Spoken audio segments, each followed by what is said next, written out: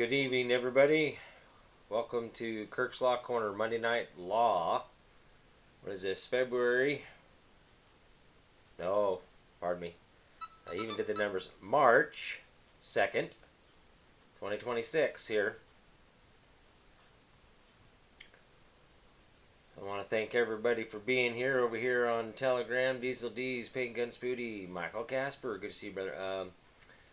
Neo Truther, haven't seen you for a while. Stephen Hoffman, Regina Kellum, Prayer Warrior, JPC5, Hand of God, Kathy Watson, good to see you, dear.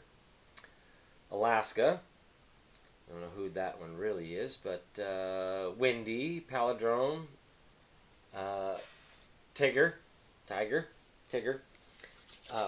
Jim Stodola, sorry if I mispronounced your name over there, sir. And we'll see those. Jacqueline, good to see you out there. What are you on? You're on, is this X? Or is this, no, this is Rumble. So Rumble is good. Now, I think that I fixed the issue with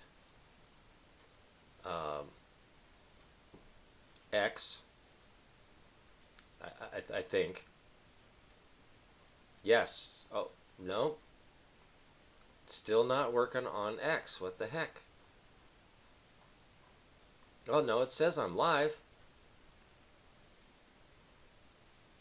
That's showing 2/16 of 2026. What is the deal with that? This doesn't make any sense.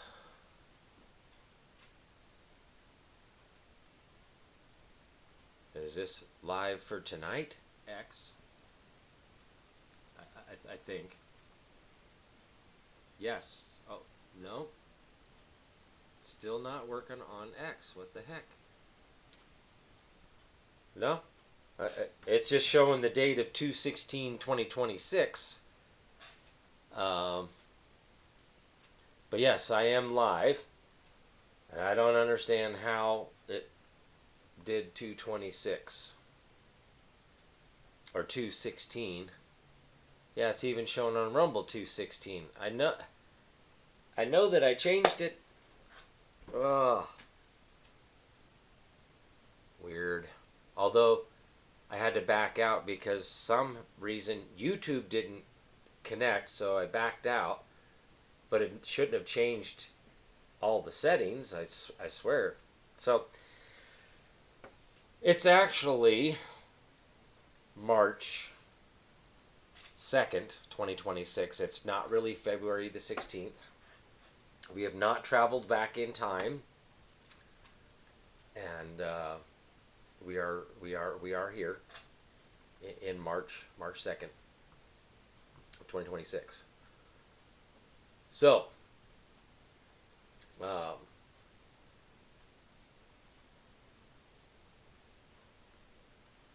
good out on Facebook.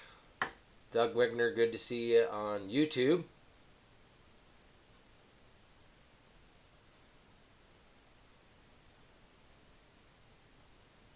Thank you, Doug, for sharing that over there on Discord. I just haven't even been on there. It's the only thing I have is that thing there. So, but everything's good. Everything's going good right now. Okay. Oh, I got one notification. What do we got here? Multi-stream error 5 minutes ago. Oh, that'd probably be the YouTube thing. No dropped frames. So that's good. I'm pretty sure that letting that do the pass through the firewall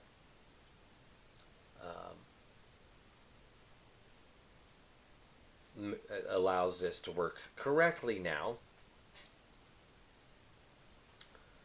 But yes, okay, let's see who's out here on Rumble as well. What we got? Okay, we got Jacqueline, Justice and Liberty 1, good to see you. Amunson 58, good to see you. Mark Bond, good to see you. All Cops, False Prophet, good to see you. Still missing Karen. And of course, Jacqueline, thank you, thank you.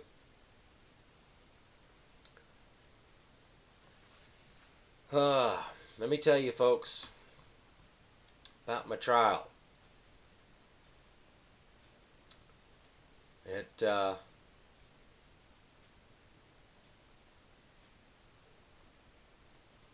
started off pretty good. The judge denied their last-minute ditch effort evidence on the driving without privileges, trying to come up with proof that my license was suspended because they had fraudulent document from before. And it's like, oh yeah, I served it to him just yesterday. And it's like, the judge asked me, well, did you receive it yesterday? And I'm like, no, this is the first time I've seen of it. He's like, this is the first time you've seen this? And I'm like, yep. And I said, not only that, even if he is claiming it was given to me yesterday, they've had well over a year to come up with this. And then the judge was like, yeah, it's way outside discovery. And then the prosecutor tried to argue, well, we have a continuing duty to, supplement the evidence, right? Yeah, for exculpatory evidence, not to, and I called him out on it because he tried to, give it to me in the very beginning before trial, and I'm like, no, you can't hand it to me right now. We're getting ready to go to trial. Too late. Can't hand me discovery minutes before we're ready to go in front of the judge. I'll get to that, Diesel D's. I'm starting at the beginning here. So, yeah, the date's correct over there on Rumble. It must have been when I backed out for YouTube. So take your lucky stars there, YouTubers. Because if I didn't back out, YouTube wouldn't be broadcasting right now. But no, actually, there's a scheduling order. And discovery cutoff date is typically around 30 days prior to pretrial conference. So that way, if there's any issues with discovery, any motions that need to be made can be heard before pretrial. But there's a cutoff date for discovery. So we're past. We already had pretrial. Then we had a status conference, and then we had the trial. So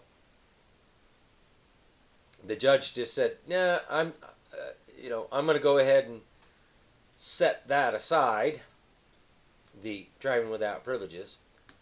Although he said he was setting it aside, and I was like, well, dismissed? And he's like, well, no, I'm just setting it aside. It's like, well, they don't have any evidence to support the claim. Should have been dismissed. Should have been dismissed before. Now, here's the other, I really should start at the very, very beginning, is the fact that when we get there, the door's locked, and I see the public defender sitting out there for the other man that's supposed to be going to trial, because at the status conference that we just had on Monday, now trial was Thursday, so last Monday, we had the status conference, and there was another man scheduled to have trial the same day as mine. And I was secondary and he was primary. And I just, public defender was like, yeah, we're ready to go to trial on Thursday. So yeah, right, Tam? It was kind of a joke. But I think there again the shot across the bow came because come Thursday morning for trial, the magistrate, I will call him a magistrate because they're not really judges, but the magistrate, there was on this case for months, right? Um, I don't know what happened. The magistrate that stepped in place came in and said, "Hey, I got a call last night at 8:30 p.m. asking if he could come in and preside and take over Tollefson's cases." Well, what happened to Tollefson? Imagine that. Something a little weird going on there. But yeah, somebody's catching on to something. Maybe. I don't know. We'll see. But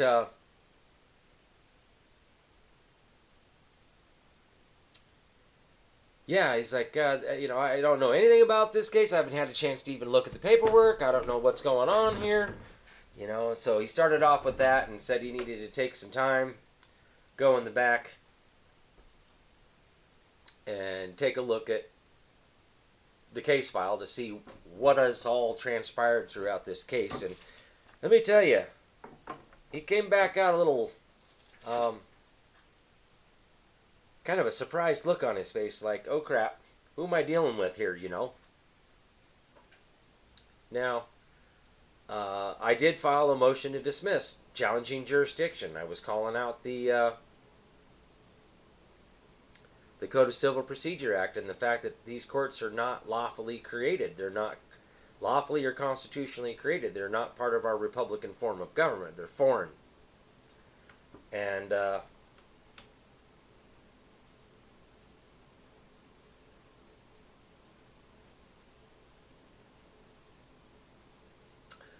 yeah, I know. No, I agree, Wendy, there. But this judge was actually really nice and fair for the most part.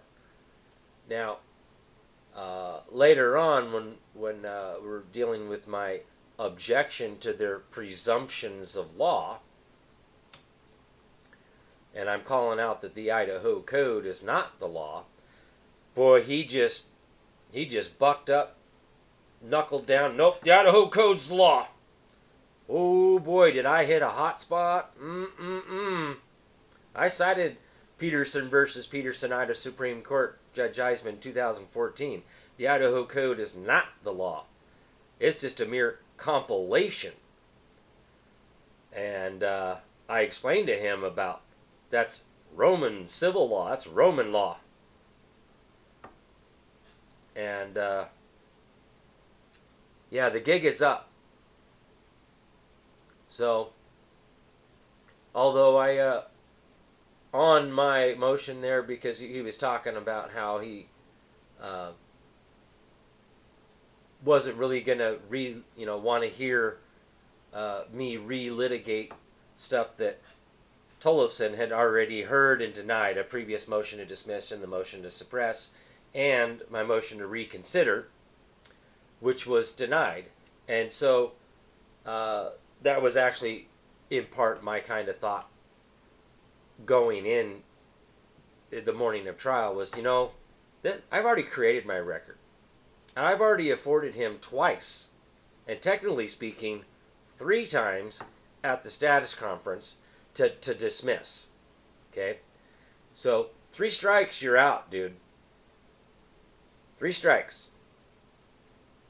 But I think what was really going on there is he had that dope Homer Simpson dope moment that, crap, what did Tollefson just dump on him, And was the fact that all of this stuff's been challenged, and a little bit later down the road, the magistrate, chief magistrate, that's who he was, the chief magistrate. But he figured out I really knew my stuff. Like you all know, I just rattle stuff off the top of my head, right? Same thing in court. I'm not fazed in court. I'm not afraid of court. I don't have that fear like I used to have. Those of you that are new, you know what I'm talking about. Those of you that are experienced know what I'm talking about. I'm just as confident right here, right now, just like I am in court. I'm pretty much the same. I'm very fluent in this stuff. I know what I'm talking about. I know my stuff. So, and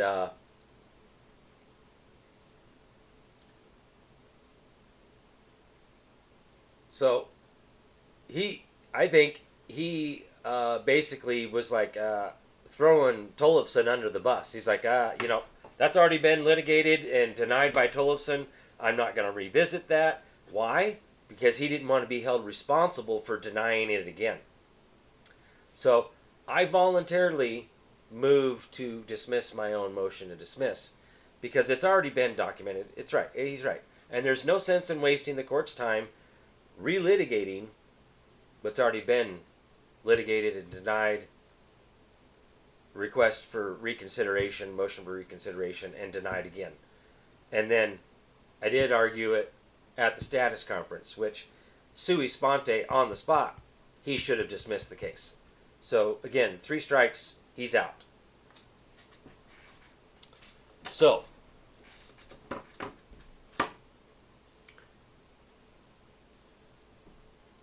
well, they're definitely intimidated by me because of my knowledge. Absolutely, Diesel D's. There's no ifs, ands, or buts about that. In fact, once things kind of got warmed up a little bit and we had a little bit of a break there, the prosecutor goes and gets a gang of either sub-prosecutors or public defenders or whatever, whoever they were. But he sure had a little following in there. And, it's one of those, hey, you need to come in and sit and listen and watch this because we're dealing with a pro se litigant here and this guy's pretty sharp. I'm going to show you how to deal with him. Yeah, well, they all got a nice education on the law. And I exposed the law that they're practicing is Roman civil law, the code. So that got laid out quite nicely.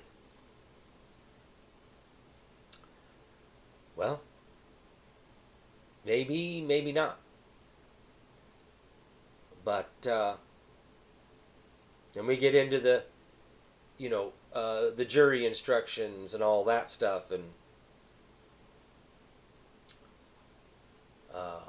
well, I'm going to back up here just a little bit because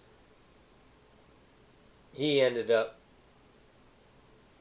going in the back, and doing his thing there for a while after we had went through the preliminary stuff, after me withdrawing and all of the preliminary stuff and him setting aside the driving without privileges. He went back there and he was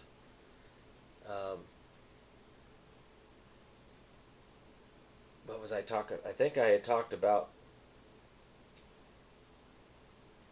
Did I talk about State versus Clark yet? I don't think I had talked about State versus Clark yet, but my motion to dismiss. And he sent the clerk out and said, the clerk was like, she said that the judge would like to see you in his chambers.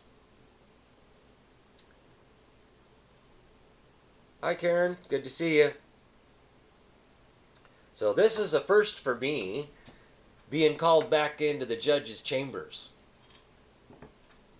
Now, in the chambers, the judge was like, I'm making this very clear about not talking about the driving without privileges, and he's like, I'm making this very narrow, and then he's like, I want to hear, what I want to hear is when the identification happened. So I set the officer up because I knew that that's what the judge was looking for, is when was the identification found, because the Idaho code is very specific about for someone who fails to identify, they're supposed to immediately, by order of the Supreme Court, to immediately take us before a magistrate. not take us to jail. And I argued about the Miranda versus Arizona, and he was like, "You're absolutely right about Miranda versus Arizona. You have the right to remain silent. You have the Fifth Amendment right." I'm like, well, is he making an arrest or is this an investigation? So, in a way, he knows that I'm right. And he knows that this case is... The trial was basically irrelevant based on my previous motion to dismiss and motion to suppress. It's done. The trial was just for formalities. Mostly so that I could get the officer on the stand and create the record committing perjury. Oh, I so got this guy. So got this guy. And violations of rights. Like Diesel D's saying here, oh, you mean when the cop picked your wallet from your pockets? Oh, lordy, yes. The judge is just up there cringing because he knows what I'm doing. At that particular point, with my cross-examination, the judge knows. He just knows. I'm like, well, did you have a warrant? The one thing is an infraction a crime? Yep, it sure is. I'm like, an infraction is a crime. Yep, it's a crime. And I said, okay, is it a felony? No. Is it a misdemeanor? No. The judge knew. It's like, crap. Because we'd already previously discussed that about how infractions are not arrestable offenses and they do not constitute a crime. And he knows. But the officer, right? Which I set him up. You do have an oath of office, right? In accordance with the Constitution, that you're bound to support the Constitution. Oh, yeah. Okay. And then I cited the maxim of law. To know a thing and to be bound to know it are regarded in law as equivalent. So, asked him about, well, when?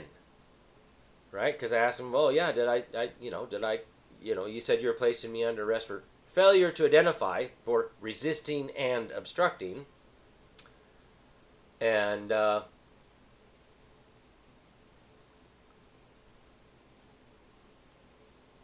did I cooperate? Yep. Was there any physical resistance? No. Was there any threats of violence? No. Did I fully cooperate with you? Yep.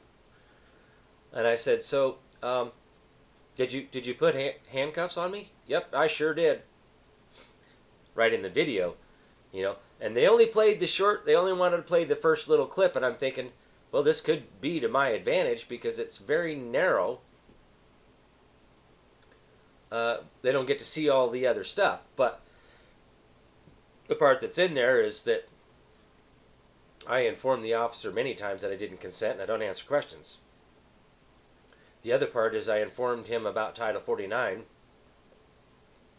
subsection 123K, that non-commercial vehicles should not be required to be registered. So that made it on the record that I gave the officer notice. Oh, yeah, I'm familiar with Title 49. Great. So this case is done, dude. Way done. Has to be in the lawful performance of his duties. Now, I'm going to get into this later about some things that have changed. Hey, what's up, Carl? Well, one of my local peeps, Carl Manning. Good to see you, brother. Been battling it out in the courts, bro. I went to trial on Thursday, so going over the details of what happened there. So, got the officer lying on the stand about how it's a crime. It's not a crime. It's not a felony or misdemeanor. Infractions are not arrestable offenses. They're not crimes. And then you know, bringing up State versus Clark, and he wanted to argue with me about that.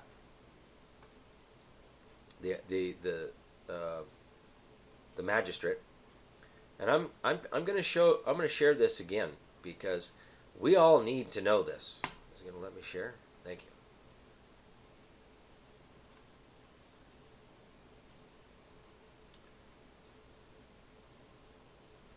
And the magistrate tried to tell me, oh, well, that's not what it says. And I'm like, I'm reading verbatim what they wrote in State versus Clark in relation to Article 1, Section 17 of the Idaho Constitution. Now, well, let's read this because it's exactly the same verbiage. And I want to read this first, just so we're clear on what it actually reads. And then we'll come back to this and I'm going to break it down. Unreasonable searches and seizures prohibited. The right of the people to be secure in their persons, houses, papers, and effects against unreasonable searches and seizures shall not be violated. That is mandatory language. Okay? Now, it also reads, and no warrant shall issue without probable cause shown by affidavit, particularly describing the place to be searched and the person or thing to be seized. Now that's the only change here between this and the Fourth Amendment is it's shown by affidavit, and it says issue without probable cause, supported by oath or affirmation. That's the only verbiage change right there. Otherwise, the rest of the verbiage is all the same. It's not the right of the citizens, it's the right of the people.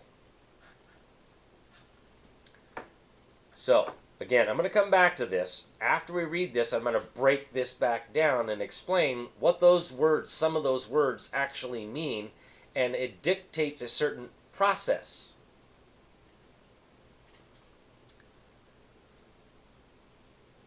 So, this case, again, State versus Clark, 2019,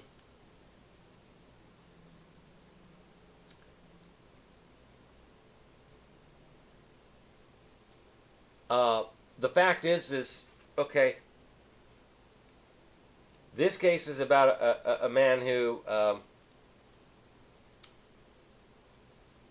committed battery on this gal out on the beach. The domestic violence battery. He was inappropriately touching her without her consent, and she had told him no a couple of times, and he just insisted. So her and her son ended up getting up and leaving. And then later she calls the police. Well, the police show up and at the beach, and they find this guy. Then they arrest him. And search incident to arrest found methamphetamine and marijuana and some paraphernalia on him. Well, they charged him with all that, plus the battery, right?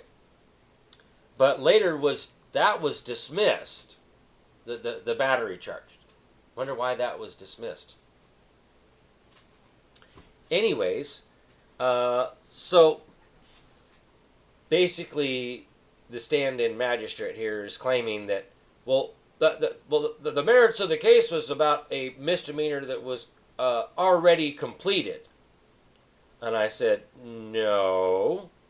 I said, no, I know what the case is about. I've read the case. So he was like kind of taken back a little bit because I had actually read the case. I said, but this was about going back through the history of the common law. of what Article 1, Section 17 and the Fourth Amendment mean at the time of the adoption of the Idaho Constitution. And so this is what was in my paperwork, and I quoted this. I said, thus, a review of the common law is in order. Blackstone explained, the constable hath great original inherent authority with regards to arrests.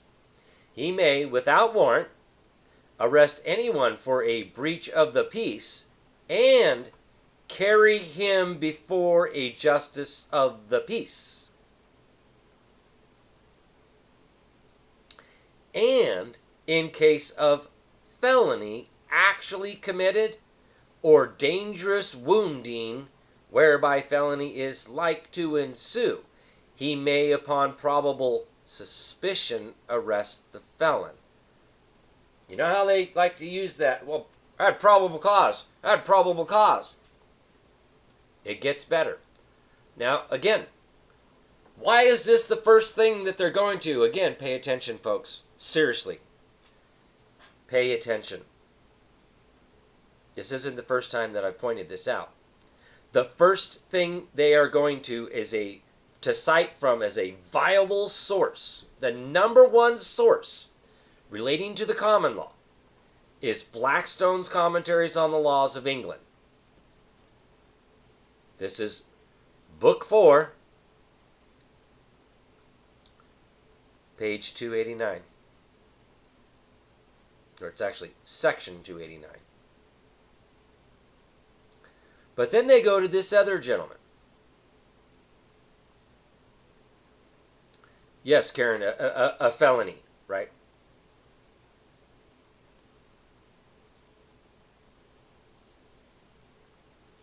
But notice how they kind of cut it off there.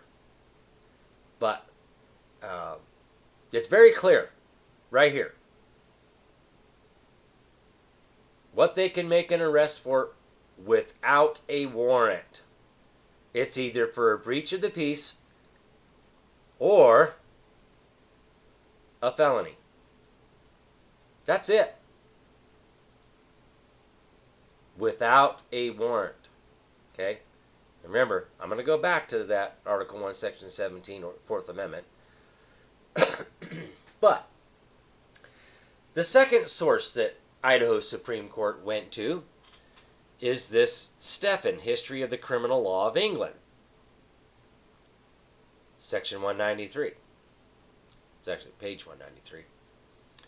And they say, oh, by 1883, a scholar of the common law wrote, there were, and indeed still are very good many differences of the considerable importance of the procedure relating to the prosecution of felonies and misdemeanors, respectively. The most important are that, now, again, notice that this is italicized. This is basically doing the emphasis, right? As a rule, a person cannot be arrested for a misdemeanor without a warrant. Not a misdemeanor that's already been completed, just period. You cannot make an arrest for a misdemeanor without a warrant. And when we're saying rule, we all understand what this word rule means. It's a rule of the common law. It's law. It's a right. It's a principle. It's set in stone. It's immutable. This is the rule of law regarding making an arrest without a warrant. In 1883, a scholar of the common law. And this is what I read to him. That a person committed for trial for misdemeanor is entitled to be bailed, blah, blah, blah, blah. And I said, Stephen, History of the Criminal Law of England, page 193, emphasis added. And I said, the next thing that the Idaho Supreme Court said was the common law, as it developed throughout the United States prior to 1889, appears to have been unanimous in agreement with that articulated above. What is articulated above? What we just read and discovered, that as a rule, a person cannot be arrested for a misdemeanor without a warrant. You have to have a warrant. Period. And then I read this. See Commonwealth versus McLaughlin, 1853 out of Massachusetts. Peace officers may, without warrant, arrest a party for whom they have reasonable ground to suspect of committing a felony. But a peace officer cannot arrest one without a warrant who is suspected of having committed a crime, not a felony. Butolph versus Blust, 41 How. This is out of New York in 1871. Jameson versus Garnett, 1874. Quinn versus Heisel, 1879. They're all in support of that, right? Actually, no, this is actually citing this part, I think. That officers have a right to warrantless arrests for breaches of the peace committed in their presence is conceded by all. Okay? It is equally clear that they cannot arrest for a past offense, not a felony, upon information or suspicion thereof. So that's what they were really grasping at is it's a past offense. It's already happened.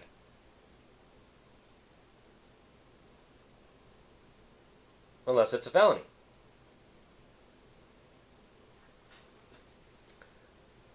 Peace officer has no common law power to arrest without a warrant on mere suspicion of a misdemeanor, although he may do so for a breach of the peace or misdemeanor less than a felony committed in his presence.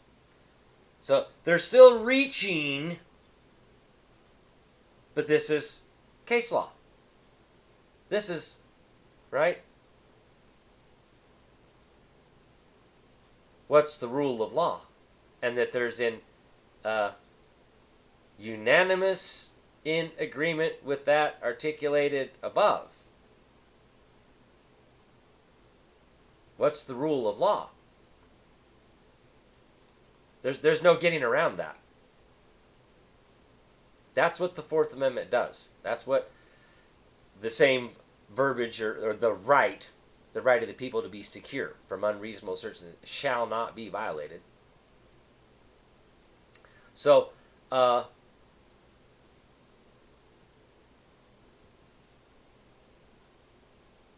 this is their one case that they cited that, like, well, as long as it was committed in his presence, we could make an arrest for misdemeanor. Or misdemeanor less than a felony committed in his presence. No. No arrest can be made without warrant except in cases of felony or in cases of breach of the peace committed in the presence of the arrested officer. Overruled on other grounds. The Pinkerton case. Pinkerton versus Verberg, Michigan, 1889. Any law which would place the keeping and safe conduct of another in the hands of even a conservator of the peace, unless for some breach of the peace committed in his presence or upon suspicion of felony, would be most oppressive and unjust and destroy all the rights which our Constitution guarantees. And that's where I ended it. And I'm like, that's exactly what State versus Clark reads. That's their writing, not my opinion. And that's what I'm talking about right there.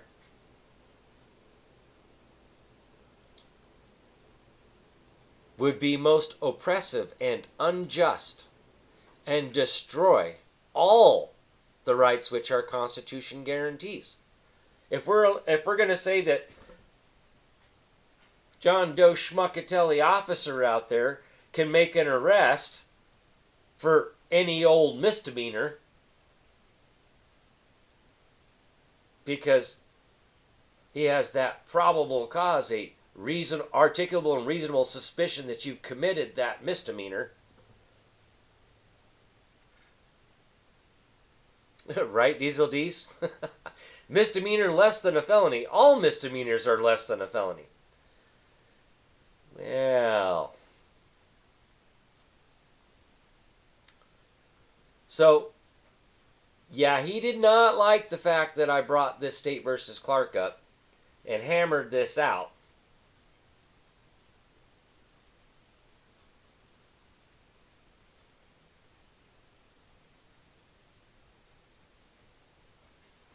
But see, what they're saying here, our research has failed to uncover any decision from a sister state prior to our state's constitutional convention which held that a peace officer could make a warrantless arrest for an offense committed outside his presence.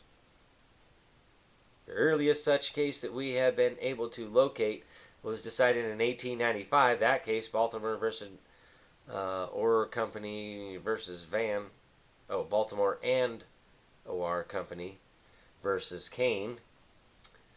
And it presented a unique set of facts. There, the plaintiff sued the railway company for false imprisonment. Plaintiff in three. This is that one case. It's in. What case was this one I was reading in? Maybe it was this case that I was actually reading, but.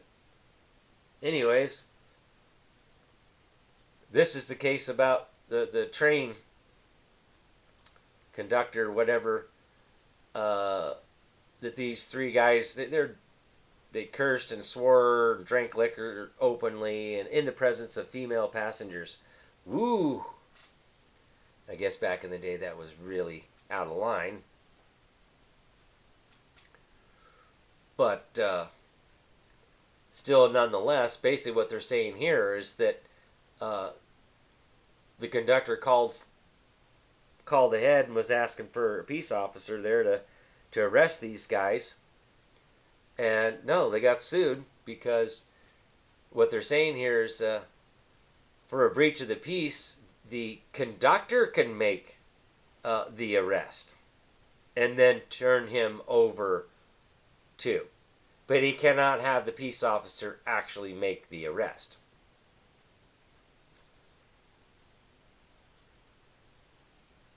Right?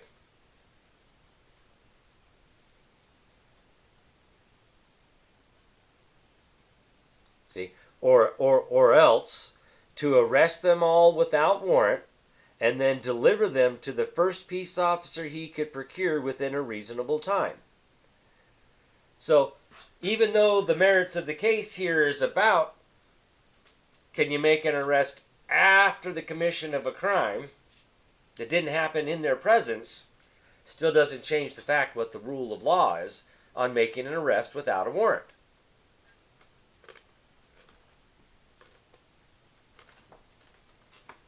That's the law.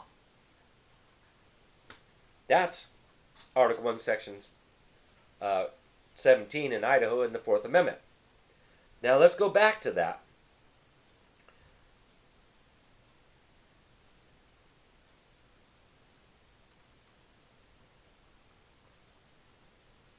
And let's break this down and fully comprehend and then understand what this right is. The right of the people to be secure in their persons, houses, papers, and effects against unreasonable searches and seizures shall not be violated. Okay, based on what we've just read, what is unreasonable? If it's not a felony or a breach of the peace, it is not reasonable. Because we have the right to be secure. Unless it is a felony or a breach of the peace that happens directly in front of them,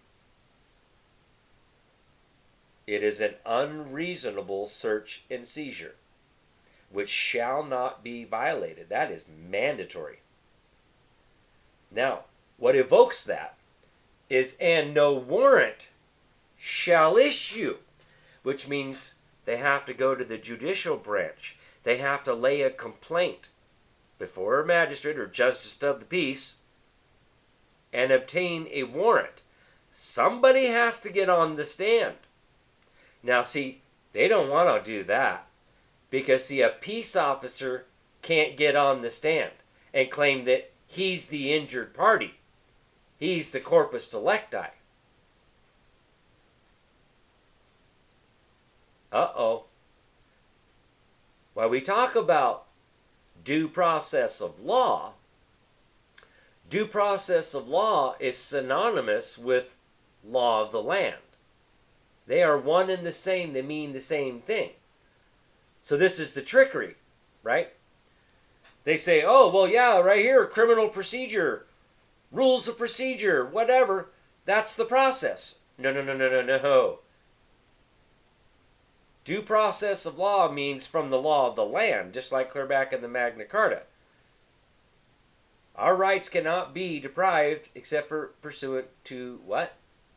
The consent of a jury or by the law of the land. And this is what I hammered out in court with the judge as well, is that due process of law means law of the land. And the law of the land is the Idaho Constitution, and the supreme law of the land is the Constitution of the United States of America, which you're all required to be bound by. He was getting all sorts uncomfortable with that one because he knows I know. And now he knows that I know that he knows that I know that he knows. But that's it, folks, right there. This is the process to obtain a warrant. That you have to have a warrant to make an arrest. And that warrant must state with particularity the place to be searched. The state of Idaho is not a place. It's actually supposed to be a residence. A physical address. An actual place. So, all of these warrants out there, they're unlawful and unconstitutional unless they state with particularity the place to be searched and the person or thing to be seized. Right? All warrants. Well, that's a search warrant. No, that's just a warrant. This says no warrant shall issue. Uh-oh. Because they're for searches and seizures.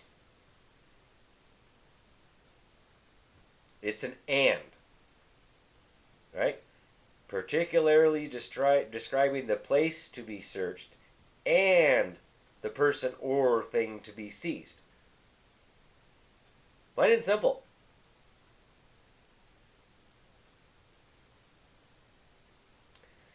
Yep, I think so. Diesel D's told us and thought he knew that I was going to bring this case up because it was in my motion to dismiss. And yeah, their claim is on the State versus Clark case is that, oh, well, because it didn't happen in the officer's presence and that the officer made the arrest afterwards.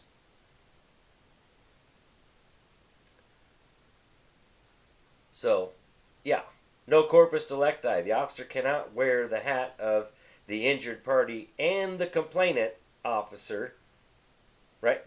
The officer can't be the complainant. He can be a witness. He most certainly can be a witness if it happened in front of him, but he can't be the injured party. He's an agent. Where's the principle that he's acting on behalf of? The corpus delicti, the actual injured body. They always like to say, oh, well, corpus delicti, you talking about the dead body? No, I'm talking about the actual body of the crime, the injured party. The injured body, man, do no harm. Because only, right? Here's the key. Suits at common law are suits between man and man. Uh-oh.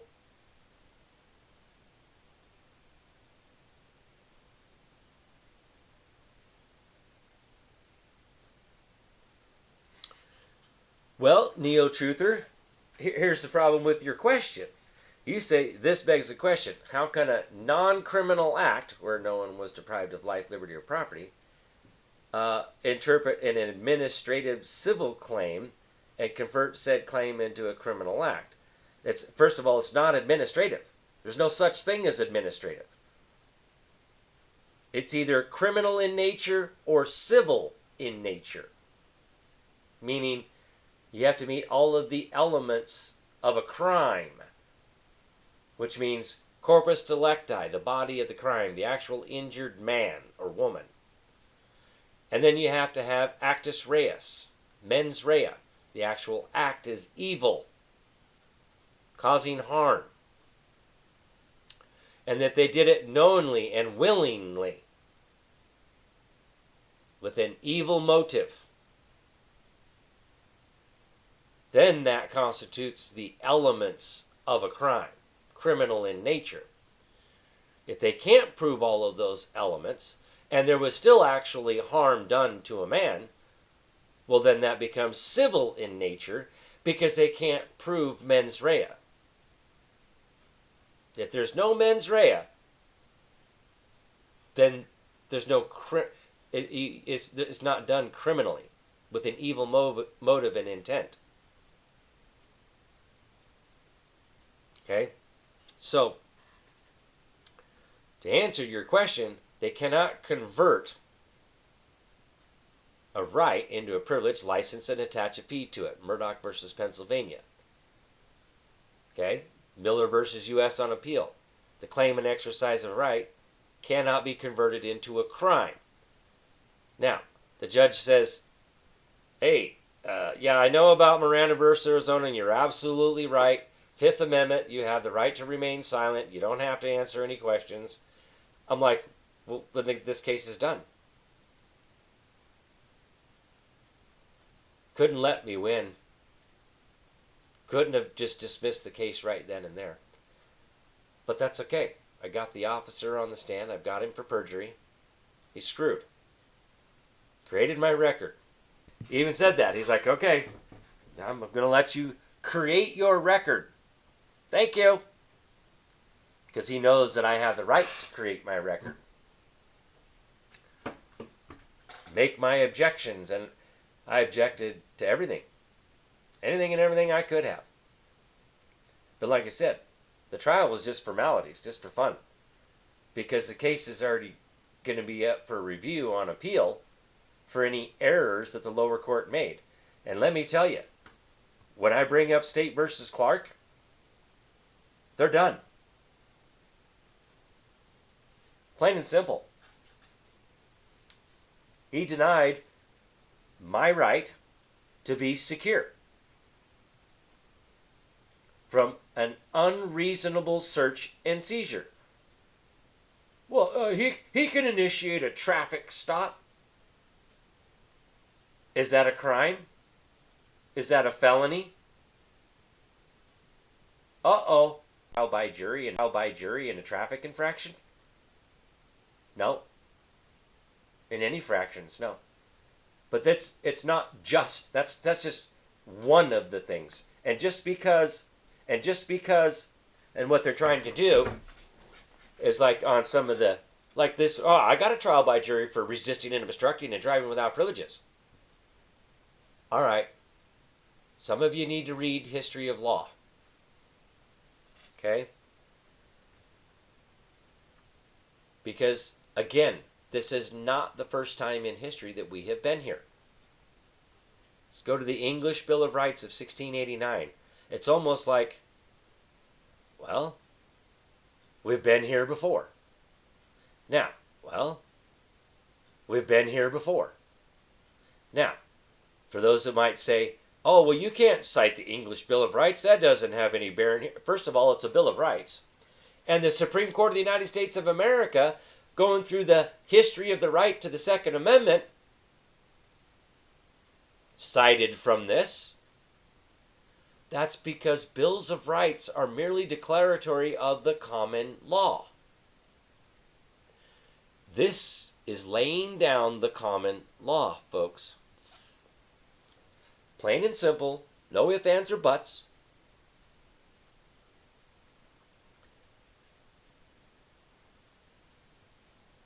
How about by assuming and exercising the power of dispensing with and suspending of laws and the execution of laws without consent of Parliament? Would that be like, here you go, Neo-Truther, Administrative Procedures Act, they call it rule-making. Now remember, rule means law, and I found it in the Idaho Code. Under the Administrative Procedures Act, the definition of what a rule is, it means law. A law. So they're making law, these unelected bureaucrats. Okay? These unelected bureaucrats in these agencies, any guesses who it is that's sitting over in the corner making those things? Would it be a member of the bar, possibly? If you thought it was a member of the bar, ding, ding, ding, ding, winna, winna, winna, chicken dinner. Yes. It's a member of the bar. Imagine that. That's a foreign invasion. Okay? So,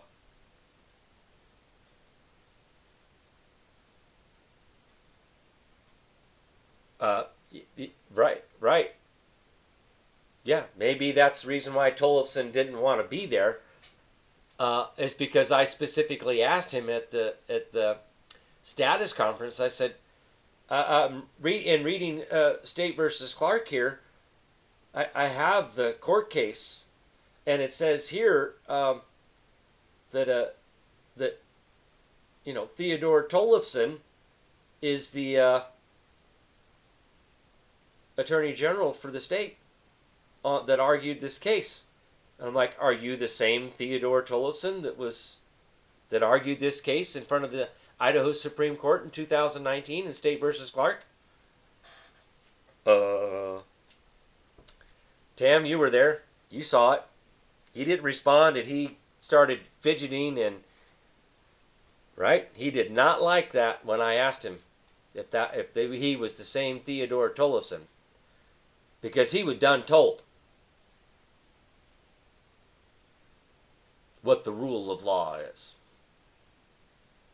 And he can't deny that that's what was said because he was there. He argued the case. Well, he could make an arrest for a misdemeanor. He could make an arrest for a misdemeanor. Well, it was after the fact. What's the rule of law? What's the rule of law say? Or what's the rule? What's the law say? Not the Idaho Code.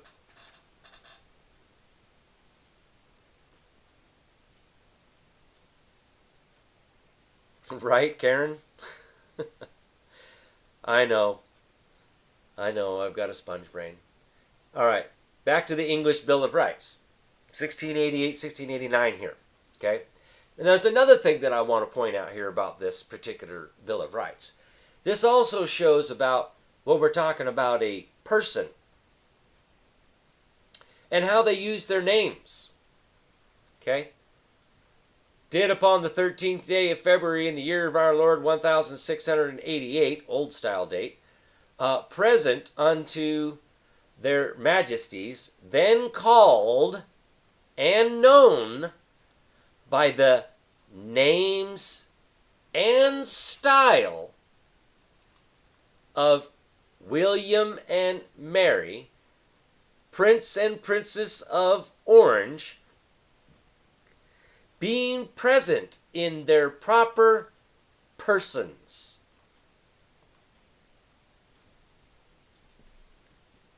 Prince and Princess of Orange is the person. William and Mary are their names. How come it doesn't have their last name? Like Donald Trump, Donald J. Trump. Where's William whatever whatever? Where's Mary whatever whatever? But we've got Prince and Princess of Orange. There's that word of.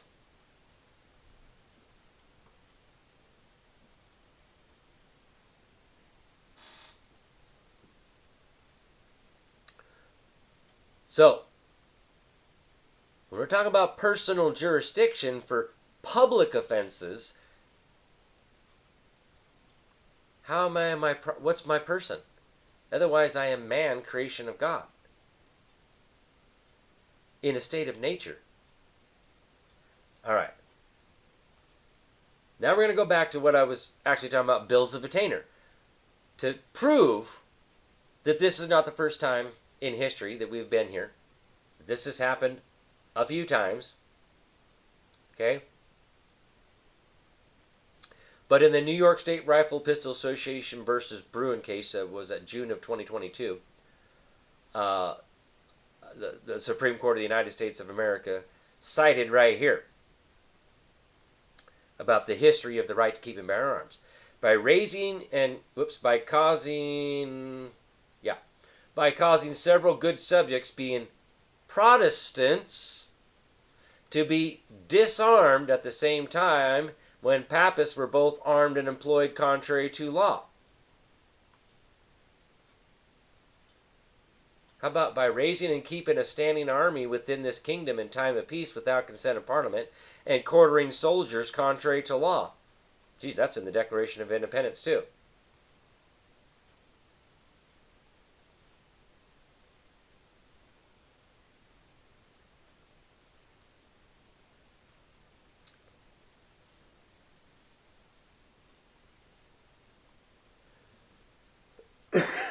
Now, and excessive fines have been imposed, and illegal and cruel punishments inflicted. This is it. And several grants and promises made of fines and forfeitures before any conviction or judgment against the persons upon whom the same were to be levied.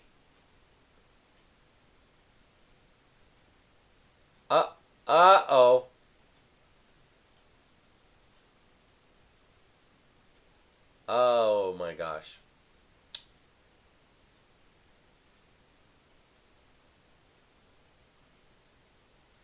So going back to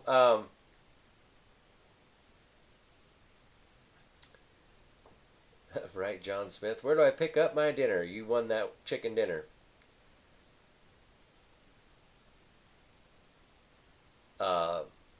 Shit, I got sidetracked there, sorry. Oh, what was I going to say? Oh well, went out the window.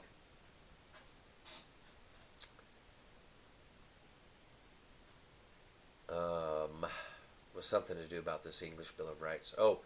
About the Declaration of Independence also talks about this erecting a multitude of new offices, sending hither swarms of officers to harass our people and eat out their substance.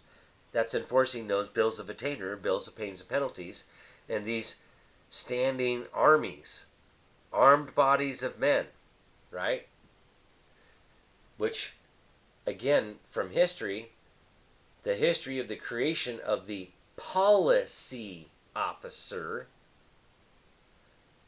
was the king back in the early 1700s did an assessment of his crown royal there, his guard, the royal guard, and found out that he did not have enough men to defend the realm. So, policy officer to man the ports in regulating commerce. Now imagine that. What was the Boston Tea Party about again? Wasn't that them policy officers at the ports charging taxes on the tea at the ports?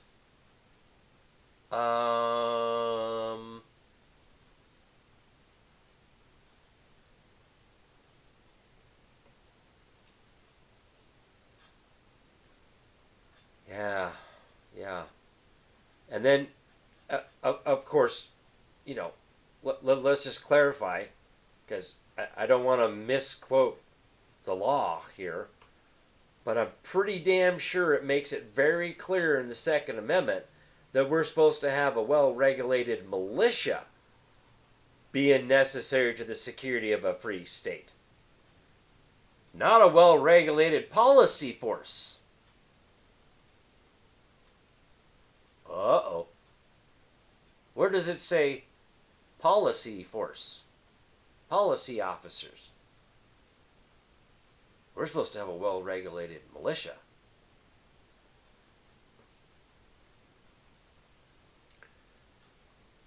All right. So, basically, for the trial part to conclude that, basically, I argued about my jury instructions, played the game of, resisting and obstructing. The officer, it's in the video, he placed me under arrest for resisting and obstructing. And I argued that, well, you talk about the Supreme Court having these jury instructions. I said, they have one for obstructing. Obstruction is making a false report to a peace officer. Obstructing isn't what you're trying to construe it to mean. And I said, that's in the Idaho Code, in the section 18-705, about obstruction is making a false report to an officer. Oh my gosh. Imagine that.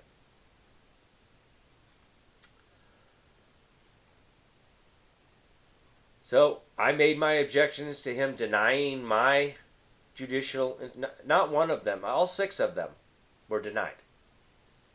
And I objected to his denial. Noted for the record. Great.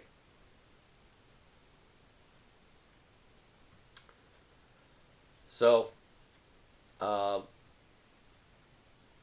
then when we get down to doing the jury instructions, sure enough, the jury verdict form, all it says is resisting and obstructing. It doesn't have anything to do with delay.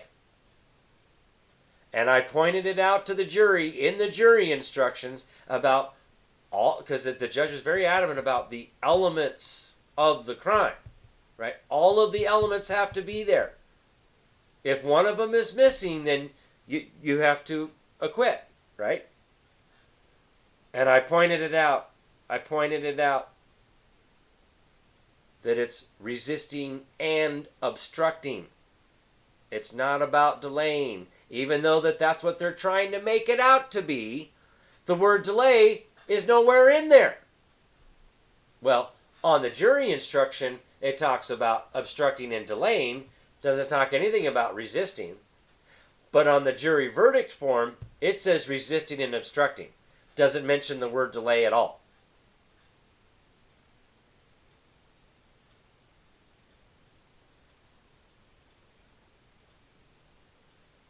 So, I don't know.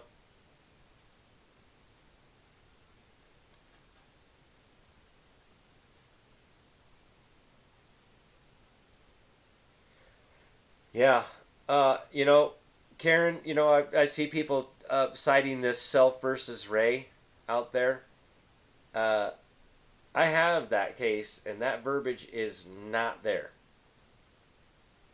People really need to be careful with copying and pasting stuff from things that somebody else found and says that it says that.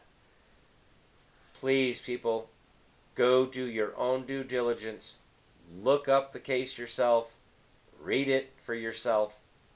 Verify anything. Don't believe anything you find on the internet.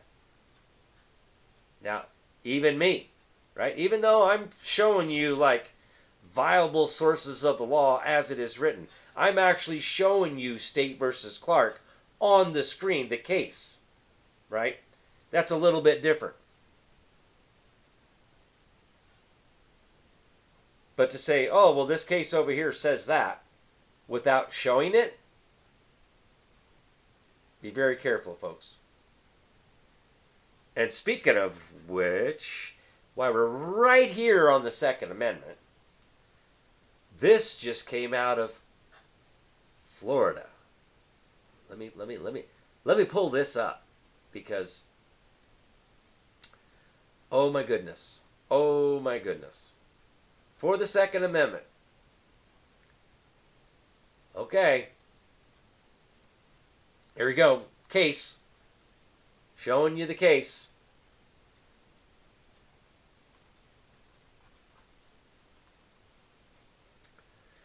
Now this is Christopher Morgan on appeal. The Florida District Court of Appeal, 1st District. And this is from the Attorney General. Okay. Filing this state of Florida's notice regarding its position and motion for leave to file supplemental brief. The state previously filed an answer brief taking the position that appellant Christopher Morgan was properly convicted of being a felon in possession of a firearm. On further reflection, so this is what they're calling this now, they're calling it further reflection, the Attorney General is of the view that the conviction violated Morgan's Second Amendment right to keep and bear arms. Properly understood, the Second Amendment permits the government to dispossess, had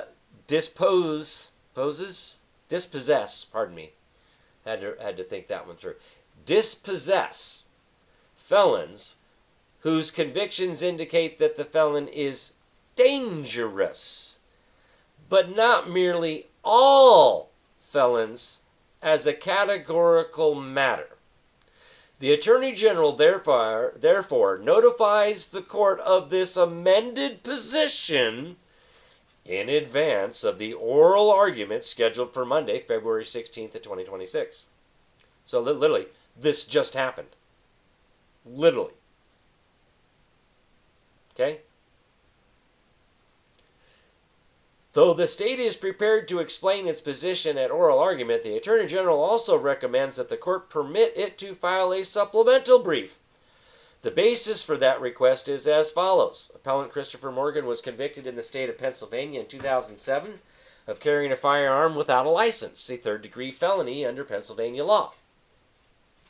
During a traffic stop in Florida, Morgan informed law enforcement that he had a firearm in the center console of his car and that he had been previously convicted of a felony under Pennsylvania law in 2007. Shortly thereafter, the state charged Morgan with possession of a firearm by a felon. Morgan has no other criminal convictions other than the 2007 conviction. Before the trial court, Morgan moved to dismiss, alleging that Section 790.23 is unconstitutional, both facially and as applied to him under the Second Amendment. The trial court denied his motion to dismiss, and Morgan subsequently pleaded no contest to his felony in possession charge. What? The trial court denied his motion to dismiss. Why does that sound familiar? He reserved the right to appeal the denial of his motion to dismiss, and the trial court sentenced him to 2 days in jail with time already served plus costs. On September 30, 2025, the Attorney General filed an answer brief in this appeal defending the conviction and responding to Morgan's claim that his conviction for possession of a firearm by a felon violates the Second Amendment as applied to him. On studied reflection, the Attorney General has concluded that the conviction does indeed infringe Morgan's right as a non-dangerous felon to keep and bear arms. The state must therefore confess error and urge this court to reverse. Oh, crap.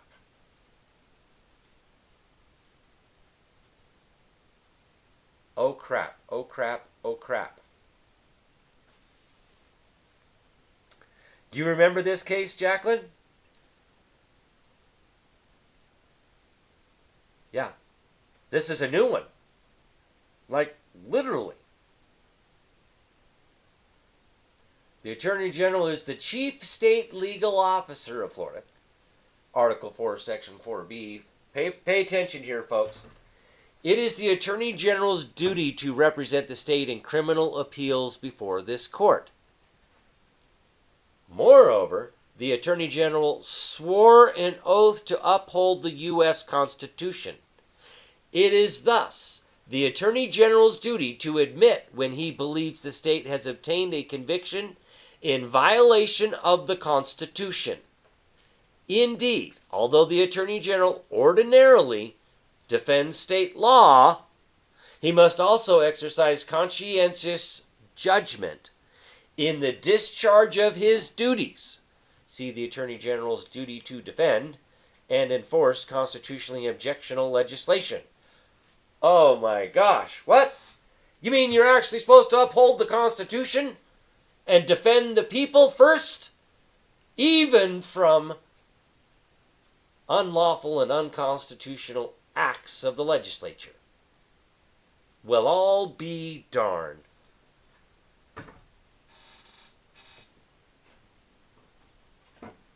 If permitted to file a supplemental brief, the Attorney General would discuss the lack of historical evidence supporting the dispossession of all felons, as distinct from the strong historical evidence supporting the disposition of dangerous felons. That history would assist the court in resolving this important issue. The Attorney General proposes that the supplemental brief be due Thursday, February 26th, 2026. Like, literally, like I said, folks, literally just happened. The state has conferred with Morgan's counsel and is authorized to represent that Morgan does not oppose this request. Yeah, I'm pretty darn sure of that. The state hereby notifies the court of its amended position in this case, and it respectfully requests leave to file a supplemental brief by February 26, 2026.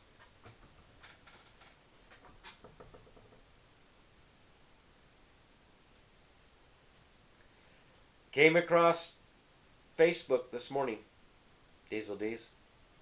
How did I come across this case? Monday morning, folks. Monday morning. So let me, I'll just go ahead and copy this link. We'll drop it right in here. I'll drop it in the chat stuff. Oh, I can't put it in there, can I? Can I do that there?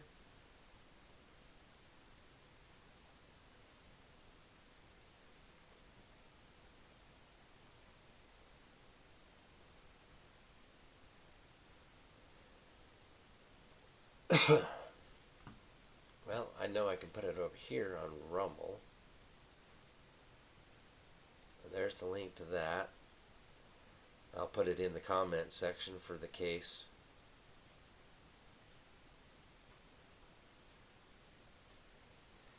So, yeah, folks, you know,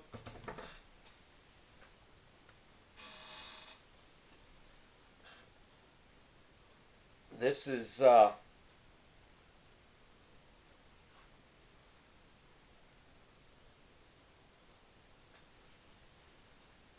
this is happening all over. And the fact is because Trump put it out there. Start following the Constitution and upholding the Constitution and our rights. Right? Executive Order 13818, blocking the property of those involved in serious human rights abuse and corruption. And then that recent executive order, which is where I want to go next, because I'm going to lead in from this executive order. Okay, I'm going to lead into this executive order into something I've already taught you. It's in my educational series about filing these complaints. Okay, but let's bring this executive order up again.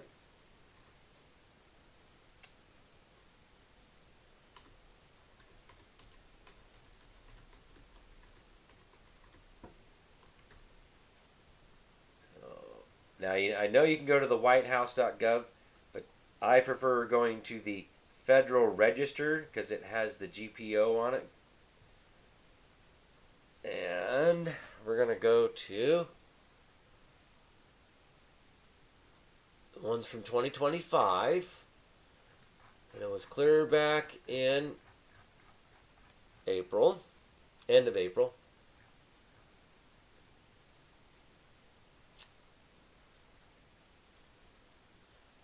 Here's one. Fighting over criminalization in federal regulations. Okay, so that's that, like traffic infractions, turning crimes under the guise of a regulatory scheme. But a little bit further back,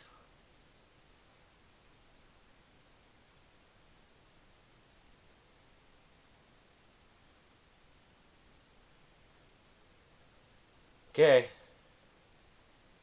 Now, notice that there's two different executive orders here. 14287, protecting American communities from criminal aliens. Okay. And what is this? Strengthening and unleashing America's law enforcement to pursue criminals and protect innocent citizens. What? Wait, that almost sounds like the same. But it's not, folks. What is this executive? I'm telling you, folks. I put this out right after it, like as soon as it came out. It's here. This is the executive order deploying the military into the states.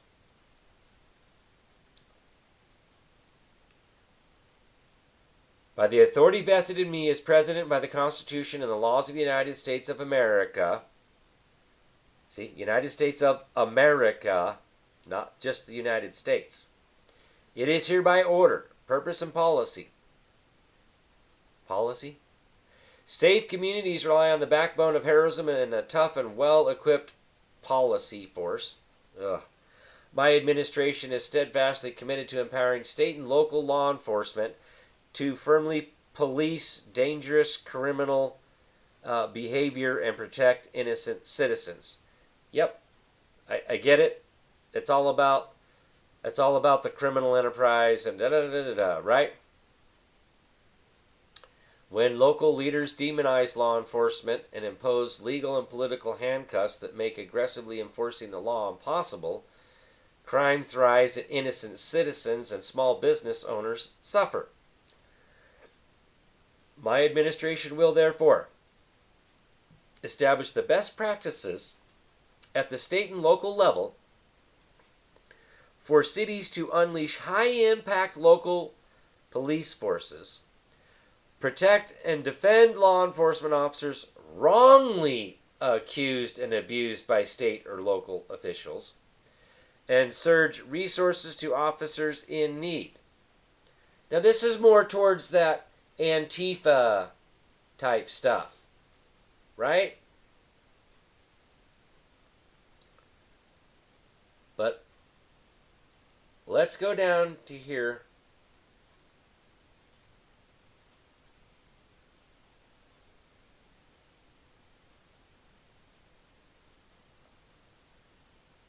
What?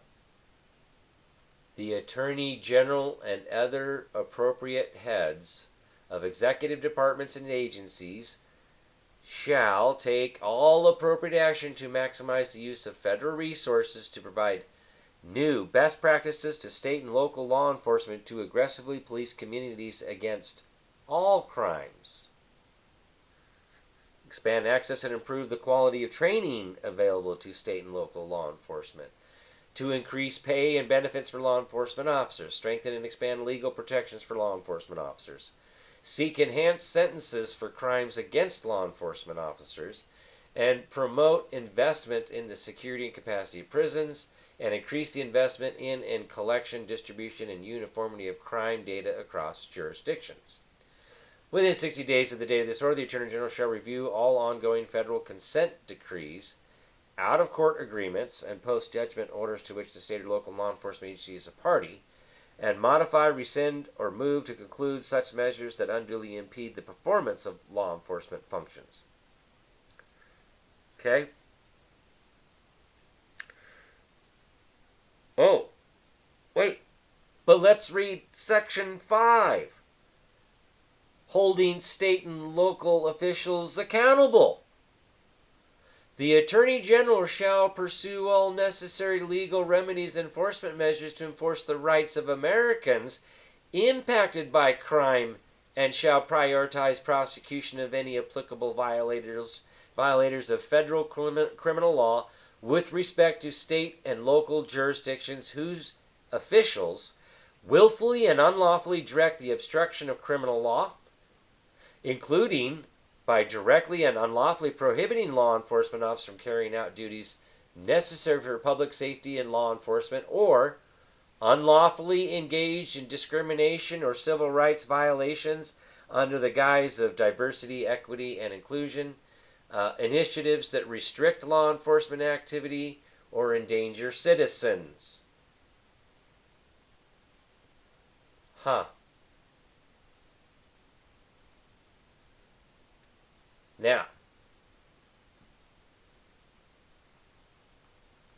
this is April 28th of 2025.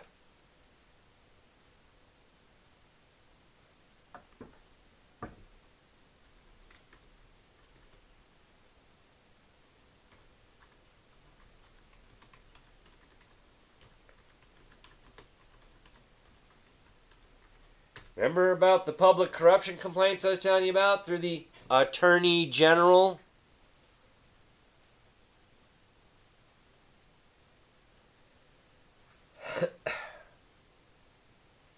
It's in my educational series from like 6 years ago. Remember what the duty of the Attorney General is now.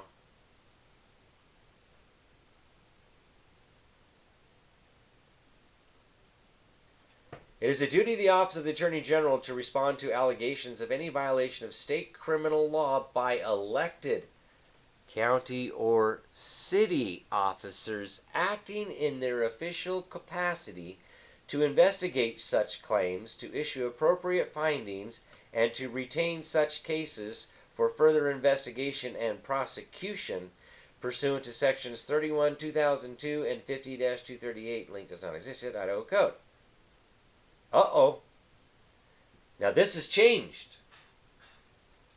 Now the Attorney General can go after city level? Would that be to eradicate all crime, even against public servants? Yes. Now wait a minute.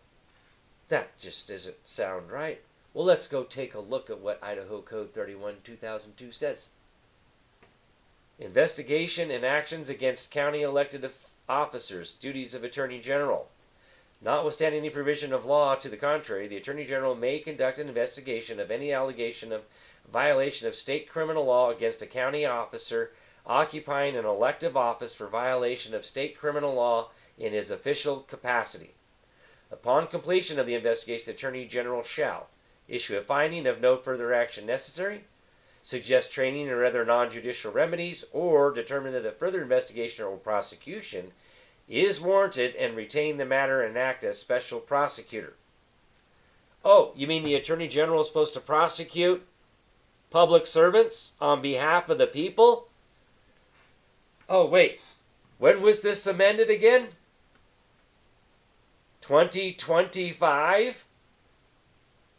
What a coincidence that executive order by Trump comes out and Idaho legislature amends this section in 2025.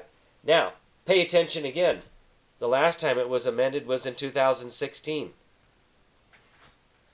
And it was added in 2014. It's almost like this stuff was pre-planned, been put in the works.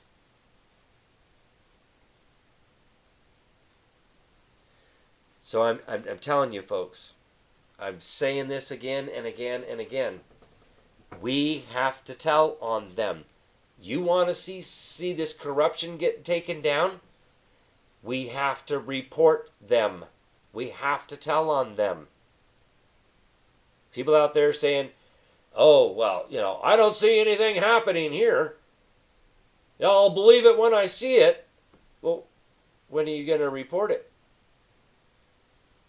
When are you going to start reporting these crimes committed by elected officials? Now remember, the key part about this is that the fact is everybody who the elected official is responsible for everyone under him. So, like your city police, typically speaking, is underneath the city mayor and city council. Huh.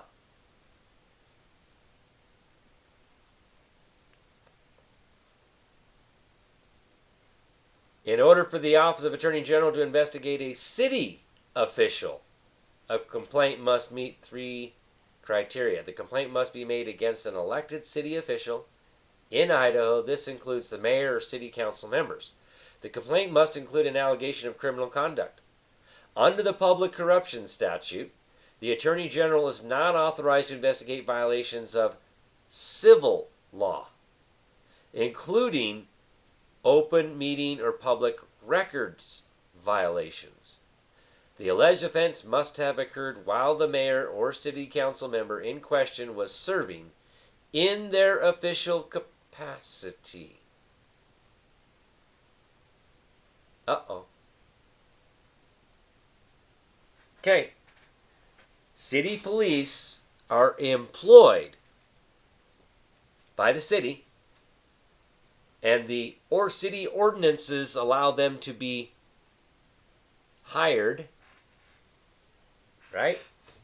So the city council is responsible for the hiring, and the city mayor is just like the governor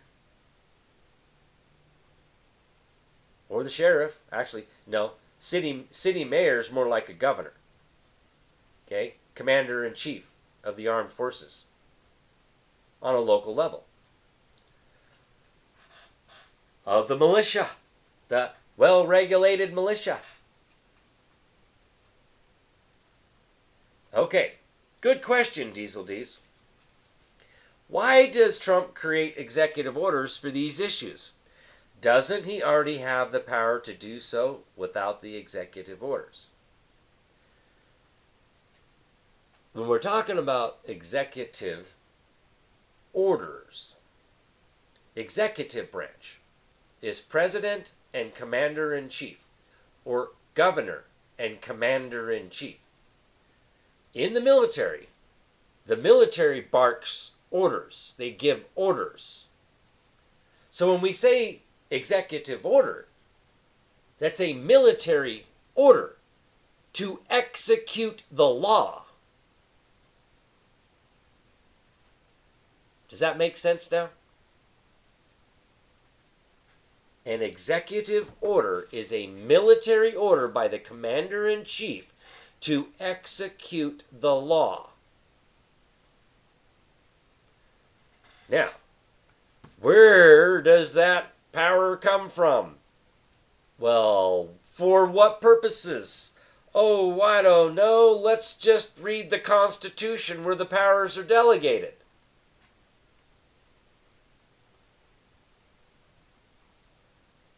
It's found in Article 4, Section 4. The United States shall guarantee to every state of this Union a republican form of government, and shall protect each of them against invasion.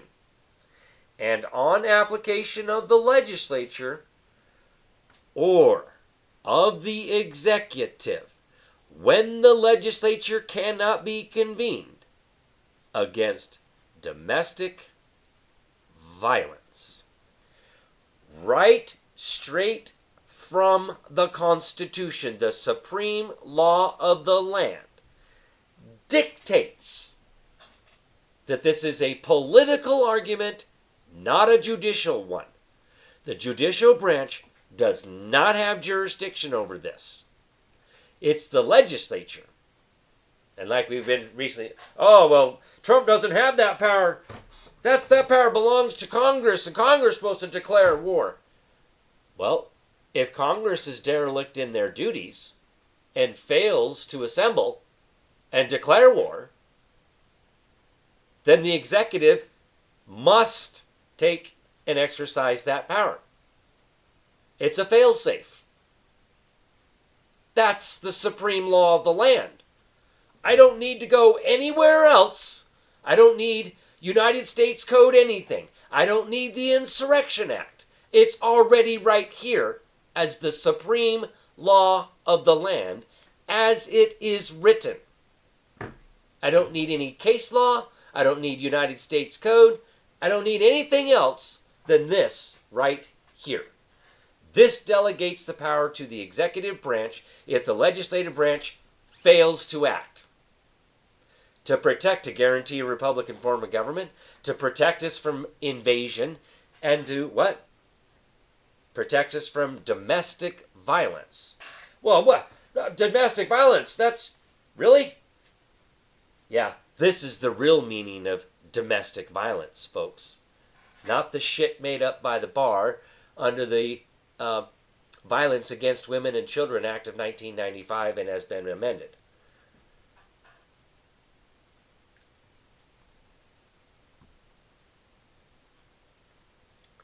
Article 464 is generally known as the Guarantee Clause. Through its terms, the United States makes three related assurances to the states: a guarantee of Republican form of government, protection against foreign invasion, and, upon request by the state, protection against internal insurrection or rebellion.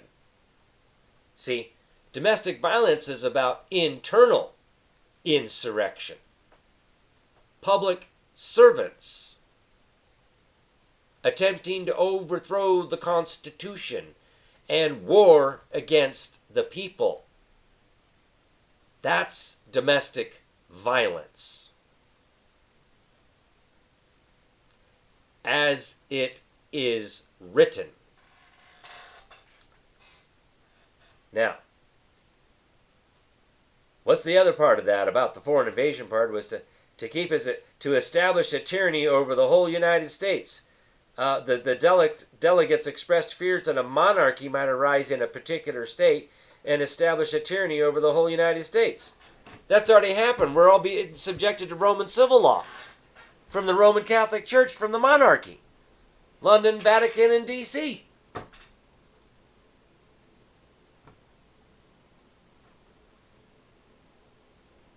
But people don't read. People don't know what that actually means. And that this power properly belongs to the executive branch if the legislature fails to call it in. Right? It doesn't matter. If it's happening, the commander-in-chief is the end-all be-all because he's the military.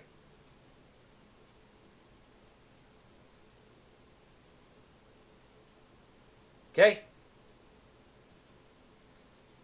In light of its text and framing, the guarantee clause was intended to be more than an authorization of the federal government to protect states against foreign invasion or internal insurrection, a power already conferred elsewhere in the Constitution.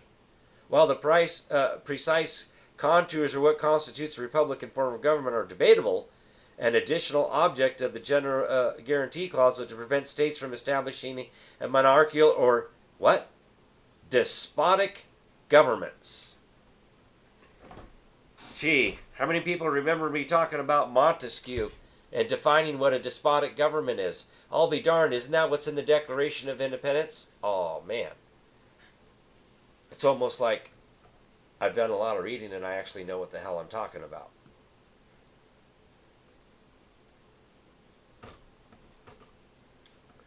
In Luther versus Borden, the Supreme Court in 1849 held that questions arising under the Guarantee Clause are generally political and not judicial in character. Okay, plain and simple.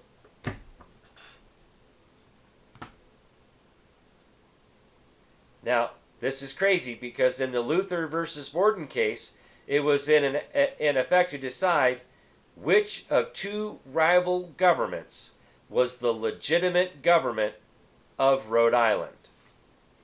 Gee, are we dealing with that right now?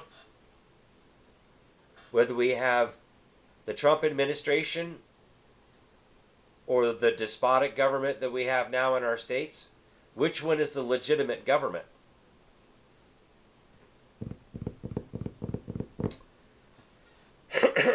was this?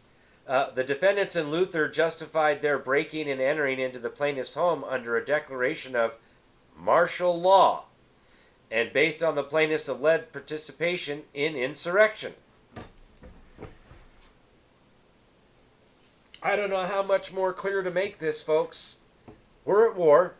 Martial law has been declared. Military has been deployed.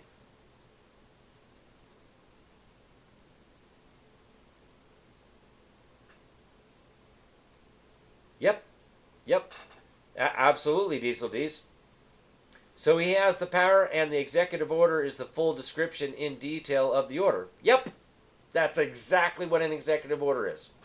The order is in writing, instructing the military and to the states what the military is coming in and doing and who's supposed to do what. Because he's the supreme commander-in-chief of America. And he has a duty to guarantee a Republican form of government, to protect us from foreign invasion, and to protect us from a despotic government within the states. That's his duty to perform. Whether people like that, agree with that, or not, is irrelevant. These are the facts of law. That's our true Republican form of government. That is who has that power. And that is what's happening and has been happening since the Executive Order 13818, December 20th of 2017, blocking the property of those involved in serious human rights abuse and corruption worldwide. This is a worldwide revolutionary war. I have been saying this since frickin' December of 2007, January of 2017. Those of you that have been following me that long, and there's a few, Diesel D's and a couple of others that have been actually following me that long, know exactly what I'm talking about. And this is exactly what I said back then. Okay?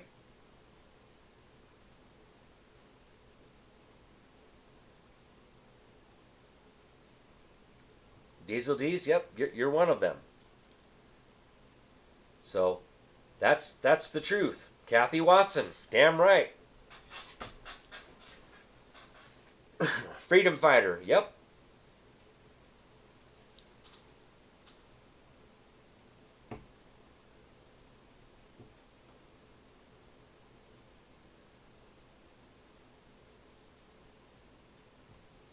Regina Kellum, 2019, yep. Yeah, I didn't stop talking about it.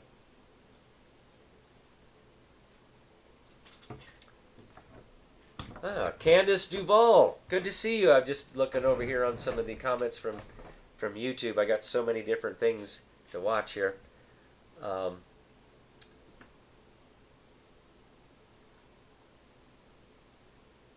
Kim Fry, yep. Bobby Hall, yep. Yeah, I recognize these names from a long time ago.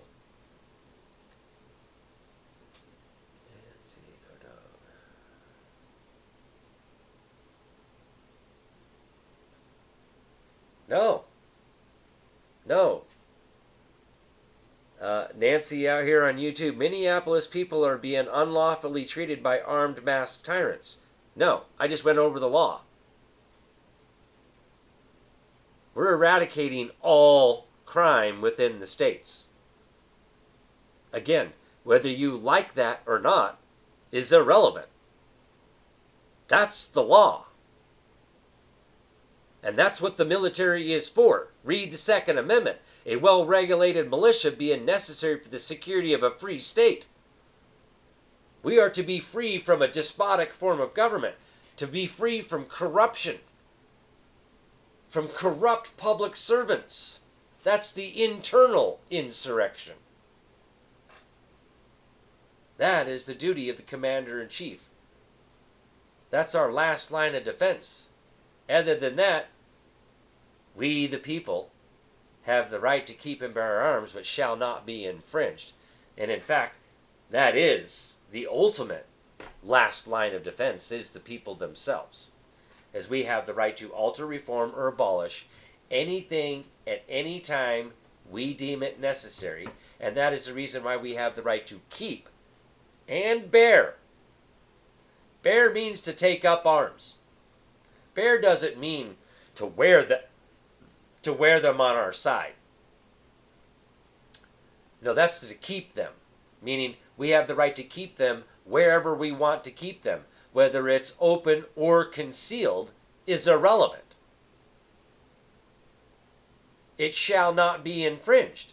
There is no legislative authority that comes after the Second Amendment that says, and the legislature shall have the power to regulate this right. And I'll prove it to you. Oh, well, they can do... No, they cannot, because, let me show you. That power has to be delegated. Right here. Does it say, the Congress shall have power to enforce by appropriate legislation the provision of this article under article... article. Why is it saying article? Because there's supposed to be articles in addition to.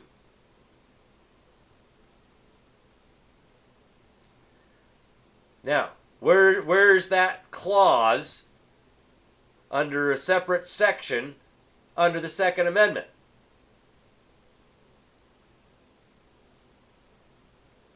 All right, Wendy, you have a good night. You take care, dear. And yep, we'll see you Wednesday night. God bless. It's that time anyway, so thanks for hanging out for as long as you did. I know I saw your comment earlier about your extreme pain, so.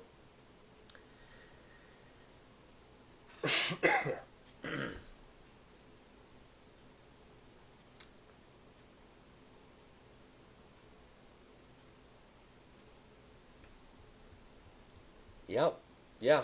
Article 4, Section 4 is such a powerful, supreme law of the land, right? So, here's the thing about delegating powers.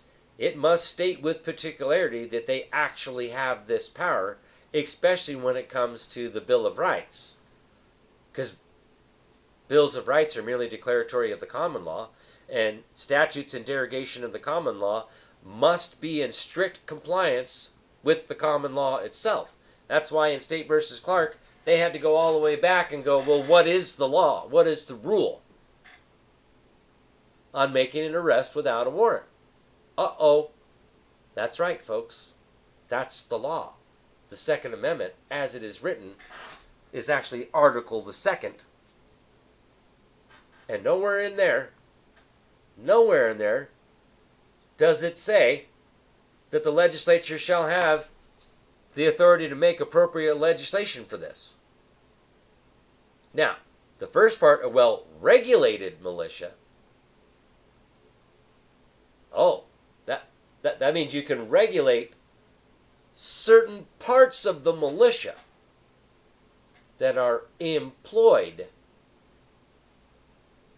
to defend a state of being free.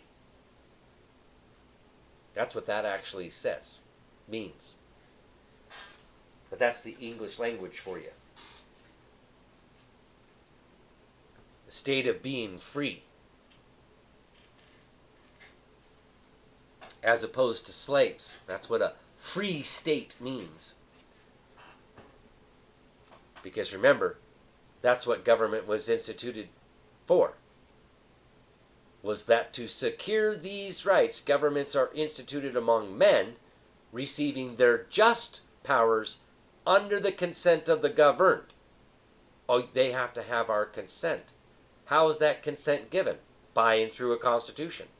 The Constitution is the supreme written will of the people. That's how we delegate powers. Plain and simple. Oh, but the 10th Amendment. Yeah, you're right. The power is not delegated to the United States by the Constitution, nor prohibited by it to the states, are reserved to the states respectively or to the people. Well, The states have broad and sweeping policing powers. We can make whatever legislation we want. If it doesn't say that we can't do that, then we can't. Oh, well, let me introduce you to the part where it says you don't have any power.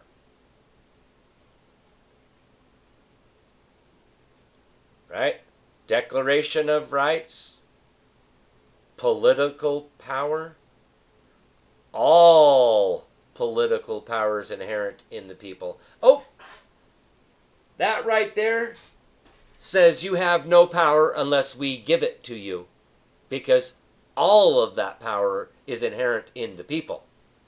Government is instituted for their equal protection and benefit, and they have the right to alter, reform, or abolish the same whenever they may deem it necessary. So, remember the 10th Amendment, right? That's what the 10th Amendment says. Or to the people. So, what powers are retained by the people? All of it. Uh-oh. And being this is in Idaho, this Section 2. But what's Section 1? Here's your prohibition. All men are by nature free and equal and have certain inalienable rights, among which are enjoying and defending life and liberty, acquiring, possessing, and protecting property, pursuing happiness, and what? Securing safety. So, those that have been asking me about that necessary and safety clause, no, see, we secure our own safety. So that means the legislature doesn't have the power to make legislation about securing our safety. That is a prohibition.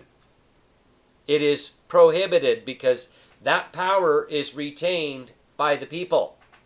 Right here in Article 1, Section 1, where the people are laying down the law. Rights. Rule of law. Comprende?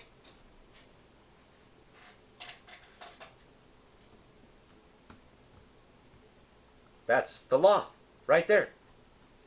That prohibits between this one, right? Because this is saying that we're all free. And then we have certain rights, right? This is the laws of nature right here. Being declared first. Why? Imagine that. Which means the legislature is prohibited. Well, all three branches are prohibited. There shall be no, Miranda versus Arizona, there shall be no rulemaking or legislation that would abrogate a right. We have the right to secure our own safety. We have the right to pursue our own happiness. We have the right to acquire. Possessing is the free use, and protecting property. We also have the what? Enjoying and defending life and liberty. Well, how are we supposed to defend that if we don't have our arms? Uh-oh. I'm just saying, folks. It's right there in writing. All we have to do is read it. And for further clarification, read your preamble, because it really clears things up. We, the people, the state of Idaho, grateful to Almighty God for our freedom, to secure its blessings and promote our common welfare, do establish this Constitution. How is that not a preemption?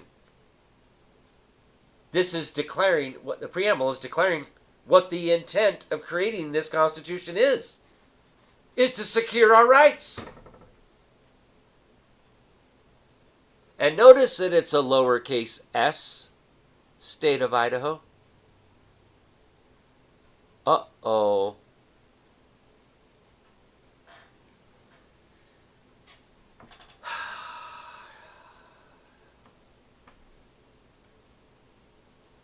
I know, right, Jacqueline? Comment out here from Jacqueline. I cannot believe how everyone wants the government to be mom and dad and tell us what to do. I mean, it's because we've been dumbed down.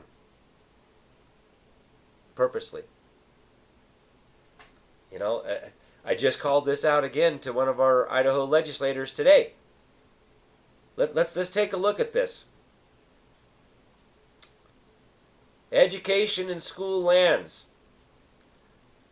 All right, public servants of Idaho, this would be applicable to every single state. Legislature to establish systems of free schools. Well, you mean this is a delegation of power in writing, what they have, what powers they have, and what they have to do. Right? Legislature establish a system of free schools. The stability of a republican form of government depending mainly upon the intelligence of the people. Let's grasp that concept for just a minute. The stability of a republican form of government. And it depends mainly on the intelligence of the people, meaning we're talking about education here. The subject matter is education.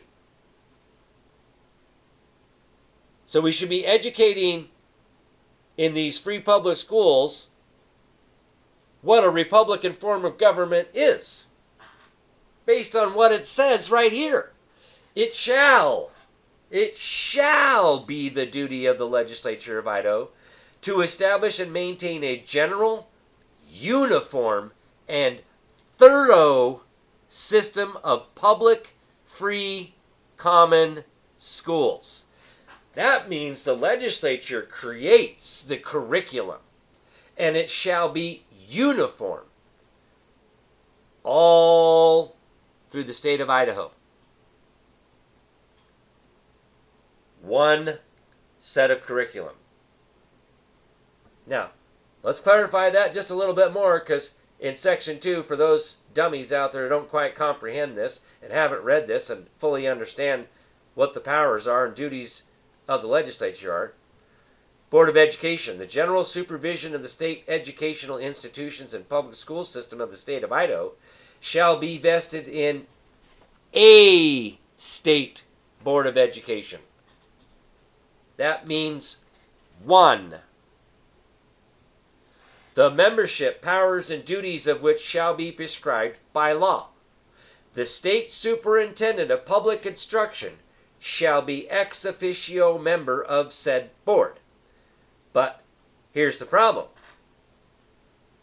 What do we need a board for? That's a corporate structure. The legislature is the one that's supposed to create all this stuff, not a board. But nonetheless, here it is. A board.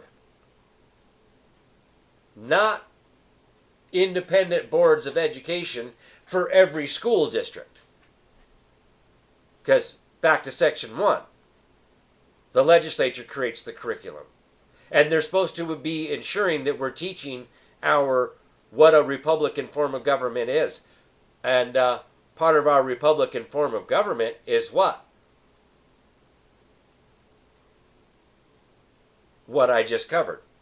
The preamble to the Constitution, the laws of nature, and the common law. That's what they're supposed to be teaching in school, and it's supposed to be uniform throughout the whole state of Idaho.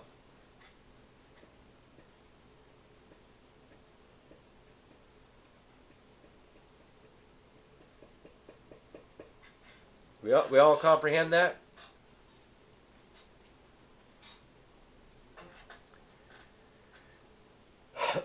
All right, folks. That's it for me for tonight.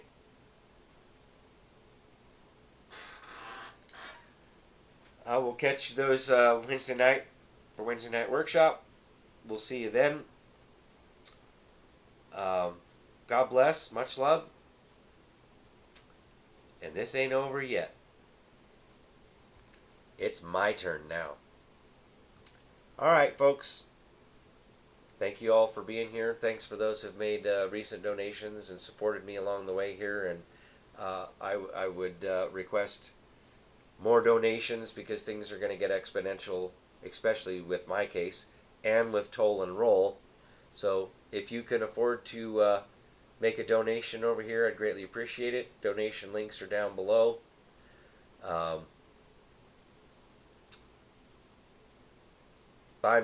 buy me a cup of coffee there, buy me coffee, whatever it is. The link is there. My website through Patreon. Links to toll and roll stuff.